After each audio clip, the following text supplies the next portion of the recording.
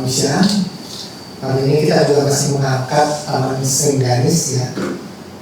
Dan kali ini saya Eka sebagai host ditemani oleh Bu Dani, kemudian Bu Enda, dan Bu Irma. Selamat datang semua ke podcast kita ini. Dan saya sangat senang bisa ngobrol-ngobrol di podcast kali ini. Nah, tapi para pemirsa ya, kali ini yang akan dibahas itu adalah di luar dari apa yang saya ketahui. Maka saya serahkan semua ini kepada Bu Dani sebagai co-host untuk melit obrolan atau diskusi di podcast kita kali ini. Monggo Bu Dani, saya serahkan waktu dan tempat. Terima kasih Mas Eka. Ya. Oke, jadi pemirsa tadi sudah diterangkan ya bahwa kita kedatangan dua tamu.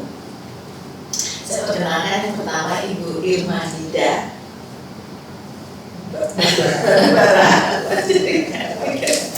Ibu Irma Nida Batubara. Beliau adalah profesor dari IPB di bidang kimia analitik. Dan tamu kita yang kedua ini Ibu Enda dari Taman Sengganis, seorang ahli tanaman obat-obatan, jamu dan kesehatan.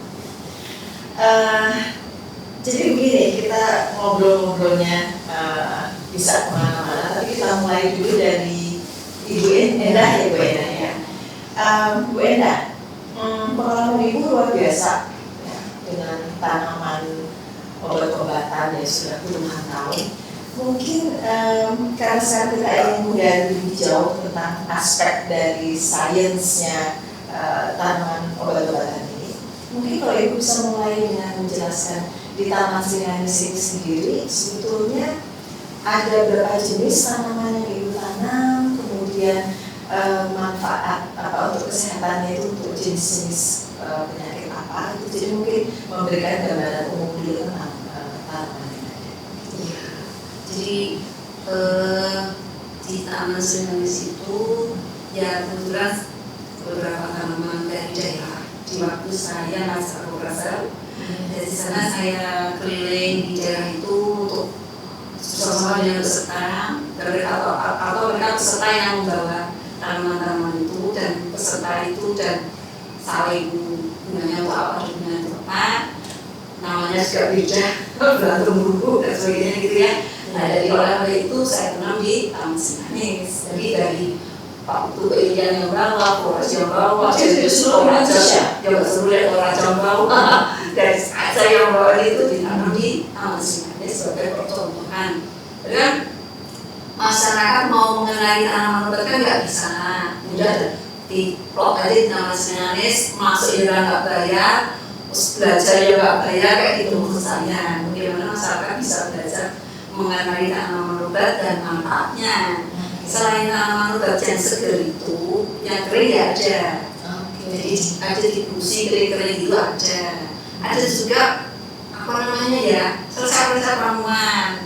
Kemudian darah tinggi pakai apa, dan tinggal beli. Saya darah tinggi ini satu paket. Nanti di rumah dia ada sendiri, seperempat gram itu satu mol. Jadi mereka bodoh sendiri. Gitu. Pengen saya. Ternyata masyarakat keberatan pakai produk sendiri. Kemudian juga pakai tepung aja, dibubuk, ya sudah dibubuk, dan dilotos sendiri, sudah dilotos tak dulu ya udah gitu. Jadi Ibu membuat tepung enggak gitu. Tepungnya enggak lama, minum jamu pahit gitu kan.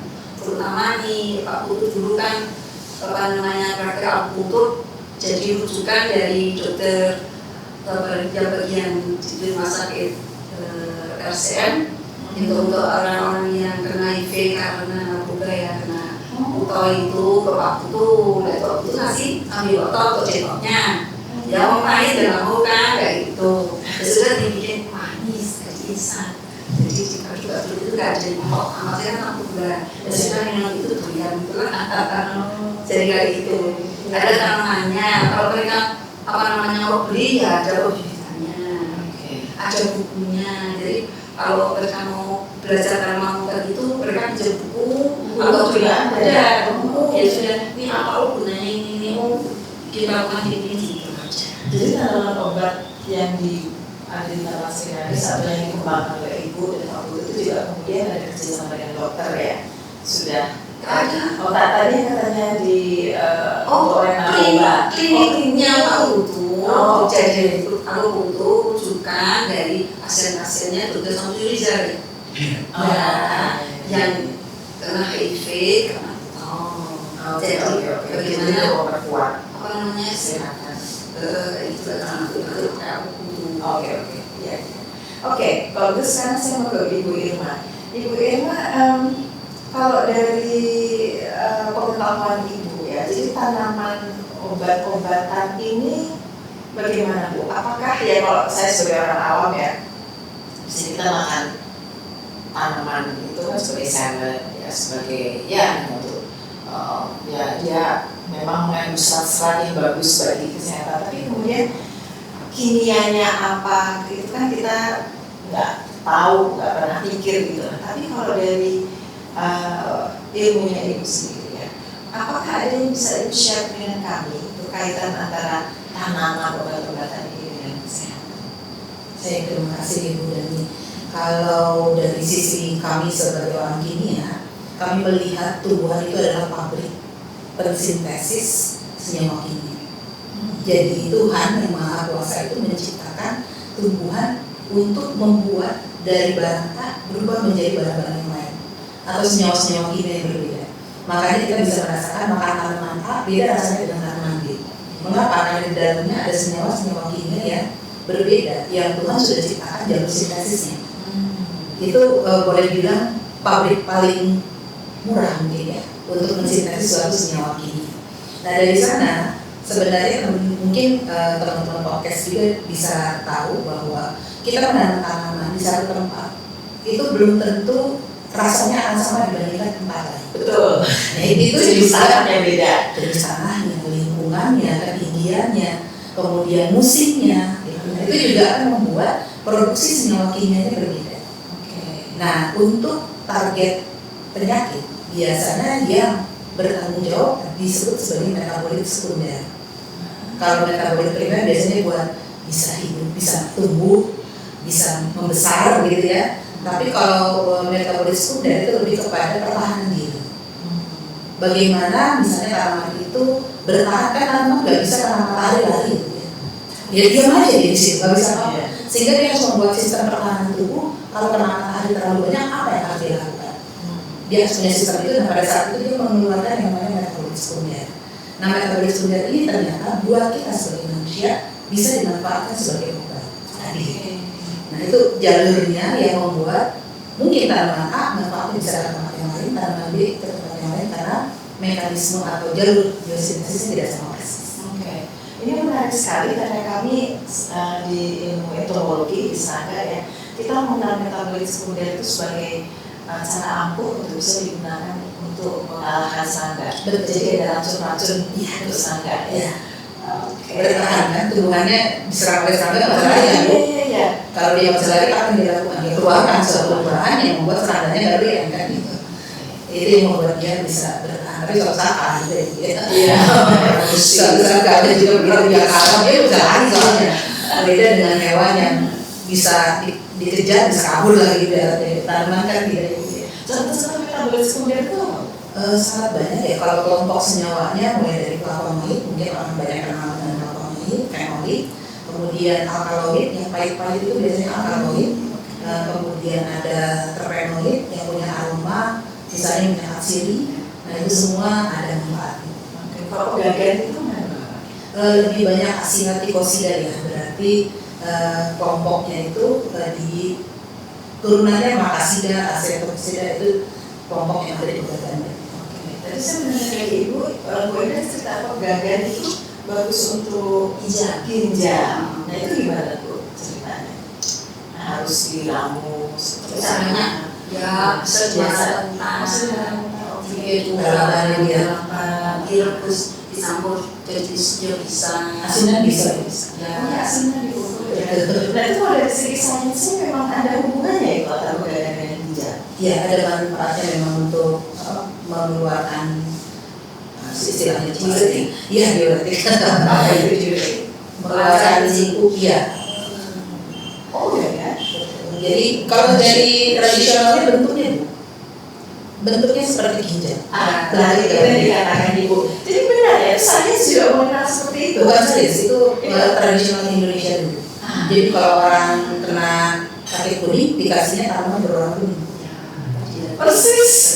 Itu dari dulu Indonesia sudah lama. Dan Ibu sebagai saintis, Ya kita buktikannya bukan dari situ, dari bahwa kita ambil tanamannya, lalu kita isolasi semuanya, kita buktikan efeknya. dan itu sudah terbukti. Banyak sekali sudah terbukti. Mungkin beberapa banyak juga yang belum kita buktikan. Iya. Itu dari Batos. Dari Batos. Iya, menarik ya Bu ya. Jadi Bu Irma ini kalau gitu berarti penelitian di Indonesia itu sebetulnya bisa banyak sekali Bu ya. Kayaknya nggak habis ya, diserang semua orang juga. Terlalu banyak tumbuhan yang kita punya, kemudian mulai kondisinya tadi tempat tumbuhnya berbeda, senyawanya berbeda, makin banyak sekali dengan penelitian yang bisa dilakukan. Tapi justru keberagaman seperti itu yang Ibu tadi katakan bahwa tempat tumbuhnya berbeda akan produksinya berbeda, proses berbeda, itu kemudian menyebabkan sains barat mengatakan tidak bisa menggunakan itu karena terlalu fluktuatif sehingga mereka menciptakan senyawa-senyawa istilahnya bukan botani tapi kimiawi, sintesis. Ya, jadi itu sebenarnya asalkan proses pertama ya produk-produk obat-obatan alami Indonesia ini yang diharapkan pertama punya standar. Jadi kalau dia nggak memenuhi standar jangan dimasukkan. Misalnya standar adalah bahan aktif boleh lah. Misalnya bahan aktifnya harus sekian. Ya berarti harus segitu. Nah begitu kurang apa yang dilakukan bisa kita ambil dari bahan lainnya tanamannya sama tapi kadarnya mungkin lebih tinggi. Yang ini lebih rendah lalu kita coba mix sehingga dapat kadar yang diharapkan misalnya. Itu menstandarkan. Nah kemudian setelah standar yang mau nggak mau yang paling penting sebelum standar adalah aman. Yang tadi jamu itu mengapa bisa jalan terus karena dari dulu dari konsumsi artinya tidak ada komplain bahwa itu berbahaya. Berarti yang paling penting sebelum semua jadi produk kita adalah keamanan. Yang kedua tadi ada standar. Ya kalau asalkan aman nggak ada standar pokoknya aman nggak apa-apa kan. Tapi manfaatnya kurang gitu ya ibaratnya. Terus yang kedua tadi ada standar. Dengan standar ini ada berarti kualitas dan juga keamanan bisa dijaga. Itu harapannya. Nah standarisasi ini mulai dari bibit tanaman. Sebagai seorang IPB nih, orang IPB, mulai dari bibitnya itu harus jelas karena bibit itu punya gen kan ya Bu, pencirian sintesisnya harus lewat mana. Nah kalau gennya nggak cocok, dia pada saat kita budidaya akan mensintesis senyawa yang nggak kita harapkan kan. Mungkin lebih banyak yang ibaratnya punya buah mangga gede-gede tapi asem gitu. Kan kita yang makan tuh nggak serem di hati gitu ya. Yang kita mau gede tapi manis. Ntar ada lagi nih yang kecil tapi manis, nggak maunya gede tapi manis kan gitu. Itu kan poin dimana kita pas budidaya itu bisa mengoptimumkan kondisi itu. Jadi peran teman-teman agronomi di Bio Farma itu sangat tinggi di situ, mengoptimumkan kondisi budidayanya supaya metabolit sekundernya tadi tinggi. Kita nggak mesti bahan bakunya bulky tapi nggak ada bahan aktifnya. Nggak bisa juga kita mau ya bahan aktifnya tinggi. Bobot panennya juga banyak gitu yang kita mau. Nah setelah dari sana cara mengekstraksi kimia lagi biasanya ekstraksinya juga berarti mengambil bahan aktifnya dengan kadar yang cocok. Itu juga distandarkan. Lalu dari produk dan seterusnya semua sebenarnya terstandar. Kalau sudah terstandar kayaknya orang baru bisa ngomong apa. Namun sekarang menuju standarisasi itu PR-nya mulai dari bibit sampai ke pasien. Karena pasiennya kalau dari disuruh makan misalnya bawa kapsul atau males lupa, wah udah kan kacau juga efeknya ya. Nah itu semua itu perlu distandarkan. Saya jadi ingat bisa harus minum antibiotik pagi tadi lupa. Suka lupa. Oke, tapi Bu Enda standarisasi tadi diangkat oleh Bu Irma. Bagaimana Ibu tentang standarisasi ini? Ya kalau itu kan fisik ya. Iya. Pertama sebenarnya kan udah fisik. Iya. Ya, ada segala macam dari pikiran, dari bentuknya, dari spiritual. Iya, spiritual juga pokoknya semua potensi manusia itu. Ini kan fisik aja. Tapi yang bertanggung jawab, yang punya hak sembuh atau tidak sembuh ya bukan ini. Ini media saja. Anda harus push bahwa ini dia loh, bukan yang dulu. Ini hubungan bersama beda. Ini semua salah Tuhan. Bukan kita jadi bisa sembuh. Cuma kalau jadi bisa sembuh. Itu sering asli. Sering itu kemudian memperkaya itu dengan spiritual. Ya, spiritual yang penting juga. Kami juga fisiknya. Ya, memang untuk hidup yang holistik kita harus balance itu ya, antara fisik dan antara jiwa. Itu yang katanya zaman sekarang makin sulit ya. Ya, makanya penyakit mental makin banyak. Penyakit mental sekarang makin banyak. Jadi kita perlu apa nih? Ceritanya perlu memperluas pengetahuan tentang tanaman obat-obatan dan kaitannya dengan spiritualisme yang kemudian ditunjang dengan rasional ini tadi. Seperti yang Pak Putu bilang. Pak Putu tadi sudah sampaikan. Iya. Oke. Makanya sering-seringlah kita buat podcast seperti ini. Iya, iya. Tapi Bu Endah sendiri gimana? Selama ini kan banyak mahasiswa yang ke sana juga ya, magang ya. Tapi teman-teman dari kimia mungkin belum ya. Nah, ini mungkin di masa yang akan datang. Iya, sangat bisa. Iya. Iya. Nanti mahasiswa saya kenalkan lagi. Karena sebenarnya dulu Dan nambah tidak hanya fisik aja ya, juga bahasa sukunya juga. Orang ini nilainya loh, itu barangan gitu. Dan kalau sengaja di Bogor ya, sangat Iya. keren. Memang katanya Pak Amsu suka ke sana. Profesor Rifa almarhumah saya juga oke. sudah Profesor juga ya. ada di Yang ini anak-anak yang magang. Iya. Jadi ada sampai 2 bulan. Nah, jadi sekaligus juga ini menyampaikan pada teman-teman pemirsa ya, jadi bahwa di IPB ini ada pusat biofarmaka, ya, pusat studi, dan kemudian ada di Bogor ini ada Sringanis. Jadi bagi nanti ada mahasiswa-mahasiswa atau universitas yang ingin belajar bisa datang ke IPB, bisa datang ke Taman Sringanis. Kami semua ada di Bogor ya. Looking forward ya untuk menyebarluaskan karena kita makin paham ya bahwa sains juga menunjukkan bahwa pengetahuan tentang tanaman obat-obatan itu memang ternyata betul ya secara saintifik. Tadi Ibu Irma sudah menjelaskan. Mungkin ada hal-hal yang tambahan yang mau ditambahkan oleh Ibu Irma terkait dengan tanaman obat-obatan ini. Apakah prospek ke depan ini memang bisa Ibu menganggap ini sesuatu yang patut kita perjuangkan ya di tengah-tengah pharmaceutical company yang juga kuat gitu ya Bu, ya bagaimana Ibu? sangat perlu diperjuangkan ya. Kalau menurut saya kekayaan Indonesia ini kan salah satu yang paling boleh dibilang nggak bisa diabaikan adalah kekayaan alamnya ya. Kalau kekayaan alamnya kita cuma senang ngeliat aja tanpa kita jadikan cuan mungkin ke depannya, sepertinya tidak bersyukur kita ini gitu, kalau menurut saya. Jadi bagaimana akhirnya budidayanya kita buat lebih massal, bisa ekspor kalau perlu, jangan sampai malah kita mengimpor barang-barang atau bahan alam dari luar ke kita ya. Kalau bisa kita yang mengekspor. Nah tentunya dengan meningkatkan kualitas tadi itu poin penting untuk bisa bersaing di pasar internasional. Ya. Itu tapi saya juga dengar katanya bahan baku memang katanya susah itu tanaman obat-obatan. Iya. Susah karena susah jadi mahal sekali. Bukan Bu, cuma temulawak, kunyit, temulawak apa kayak gitulah gampang aja. Dalam itu udah susah namanya. Sebulan baru dapat. Baru masuk 100 euro katanya nih. Jadi di Jawa itu sudah pakai tulis kontak ya sama asing gitu loh. Jadi mereka nggak masuk ke pasar, langsung ke ya.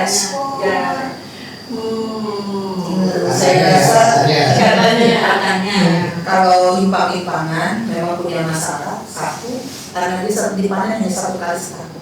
kalau Limpang-limpangan hanya bisa dipanen sekali setahun.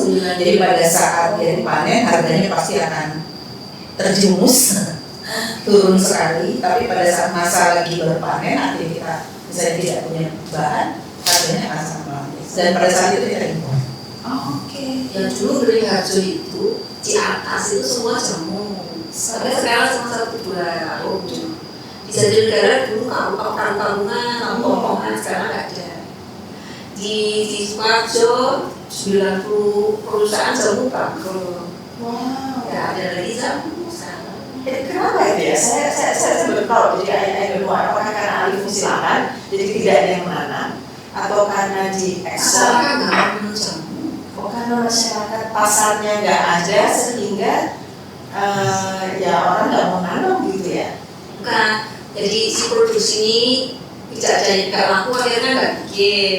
Kan nggak bikin ya, petani ya nggak nanam murni gitu kan. Oke, Jadi jamu sudah bukan. jamu pelan-pelan kayak kehilangan. Jamu bangkrut, semua bangkrut. Hah, jadi Bu Eva gimana nih? Kalau perusahaan-perusahaan jamu itu Nggak ada. bangkrut, padahal kemudian ada pusat studi biofarmaka maupun ilmu-ilmu jamu. Gimana dulu sebagai seorang saintis, what do you feel, what do you think, what do you see? Sebenarnya kalau menurut saya kebangkrutan itu bukan karena jamunya yang salah ya. Kemungkinan besar memang manajemen. Dan satu lagi industrinya harus mau berubah dengan kemajuan zaman, walaupun jamu tapi ya harus bisa sesuai dengan kebutuhan masyarakat. Ya kita tahu lah salah satu industri yang bahkan cuma dengan satu produk saja dia bisa kaya. Juga ada produknya bahkan sampai ekspor. Ya, kalau saya nyebut ya ketahuan nanti dari perusahaan apa itu masih bertahan dari dulu juga sampai sekarang karena dia bisa mengubah bentuknya sehingga bukan jamu seduh lagi tapi dia jadi jamunya langsung diminum misalnya. Itu memang harus inovasinya tetap harus ada di industri tersebut. Kalau dia masih terlalu terlalu pakai zaman dulu ya itu ampasnya dia mungkin anak-anak muda sekarang nggak mau karena kan pasarnya sekarang bukan orang tua doang. Anak muda juga harus jadi pasar kita kan. Jadi jangan sampai hanya membela yang tua, tapi yang muda akhirnya nggak mau beli karena lama-lama Jadi inovasi sangat perlu. Kalau menurut saya itu. Tapi kalau itu prospeknya sebenarnya masih Sangat bahkan orang luar pengen. Oke. Masalahnya kompleks sih sebenarnya. Nggak sesederhana yang kita pikirkan ya. Iya. Dan kayaknya memang yang diperlukan itu ngobrol bareng dulu deh. Ngobrol bareng. Sana ada apa kejadian apa. Terus gimana secara kolektif kita lihat kamu itu masalahnya begini ya. Ya udah kamu begini, kamu begitu, kita bareng-bareng yuk. Jadi supaya bisa bertahan gitu. Iya. Nah kalau masih jalan sendiri ya repot lah gitu. Jadi lagi transdisiplin ya. Betul. Lebih banyak. Oke. Jadi ini seneng banget nih. Jadi betul-betul ya kami di PKSKT Pusat Kajian Transdisiplin dari dulu sering ngomong transdisiplin ingin membuat podcast ini belum juga bareng-bareng nih Pak Putu dan Bu Enda ini menjadi trigger bagi kami untuk mengundang teman-teman lain untuk bicara soal transdisiplin. Saya makin terbuka. Jadi makasih Mas Eka kasih kesempatan ini. Oke, jadi mungkin untuk podcast kali ini Ya, saya rasa cukup dengan sebuah kalau bisa disebut tema atau hal yang harus diangkat berikutnya ke level berikutnya. Oke, jadi terima kasih sekali Bu Irma, Bu Enda, Bu Dani. Saya tutup podcast Ika kali ini. Sampai jumpa di podcast berikutnya. sampai Oke. jumpa.